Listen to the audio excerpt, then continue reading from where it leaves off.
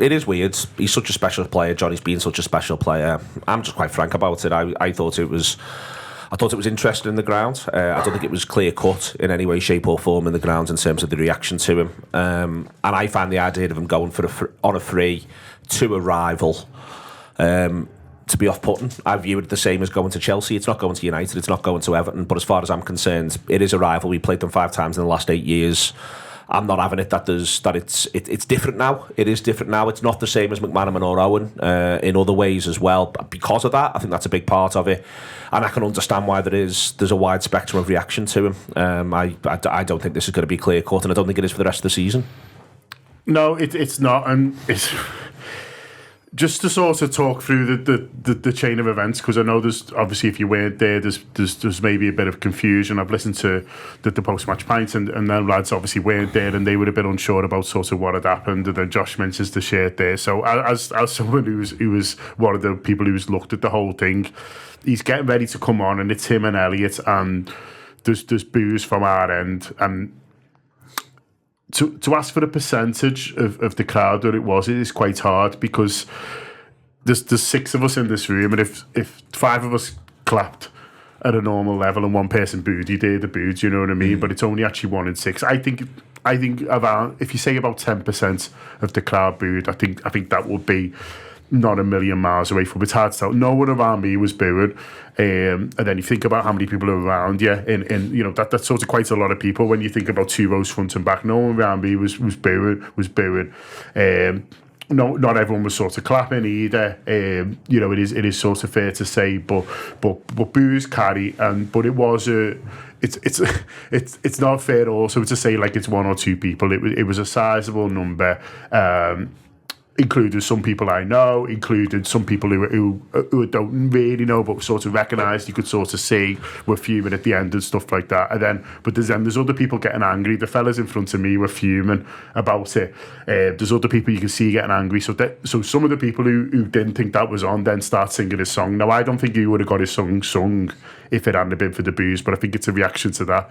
Then the people who booed are fuming with the people who are singing the song, and then start having a go at them. And so it contributes to this weird tension in the It's been a while since we've had a good one of these. Andy's just I can see Andy nodding, smiling there. It's been a while. Yeah, and so it adds to them. And then I'm like, honestly, why has he brought him on?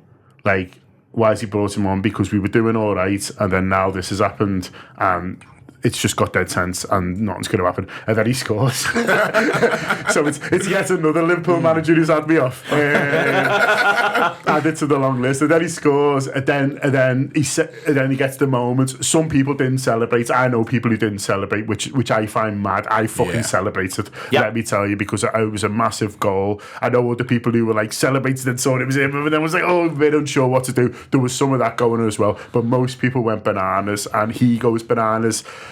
This idea to me that it was contrived celebration, he planned from him, it. really? Is that an idea that people are putting about? Oh, yeah. I feel about content. I think is mad.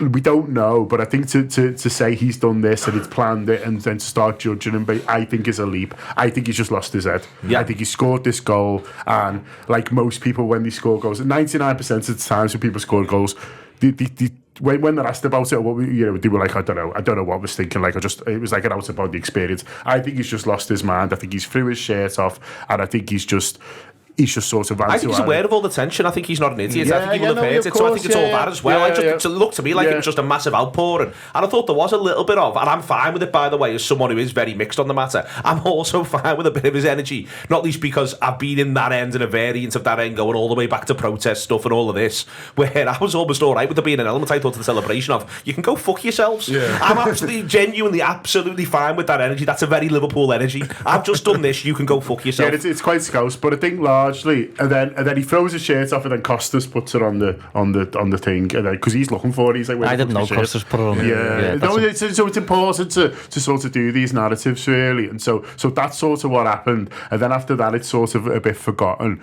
It is worth pointing out that after the game, they all come over, and then Virgil shoves him forward. Yes, he does, and it's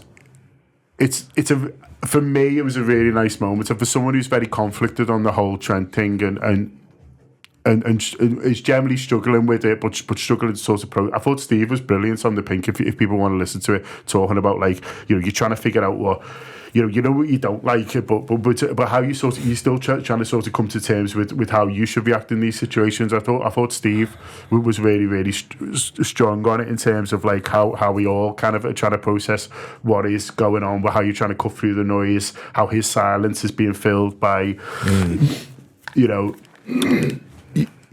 conspiracy theories and whatever sort of you want to call it. But in that moment, when Virgil shoves him forward and he gets that reaction, which is a really positive one, and he just, people say, oh, his ego, he's this, he's that. He looks like a kid. Yeah. When he shoved him forward, he's got this beaming smile. He looks like my lad got man of the match on Saturday's 5. He looked like Ted when he got man. My lad, he was like smiling like that. He couldn't believe. He looked like the 18-year-old who didn't quite fill that kit he was coming on in the game. Do you know what I mean? For the first time, or that kid in pre-season, you're like, who the fuck's it was Rafa picked him first, wasn't it? Rogers, yeah. Rafa doesn't pick him. Fuck no, yeah, no. I was trying to there's laws against that sort of thing, Sean. I was trying to think who was the manager before Jurgen Klopp, and I couldn't remember. Brendan Rodgers picked. He looked like that kid again, and I loved that. It was a real It was a real reminder of like the journey, and in that moment, he didn't look like a superstar, or he looked like a young Scouse lad who'd done this great thing and was taking his moment.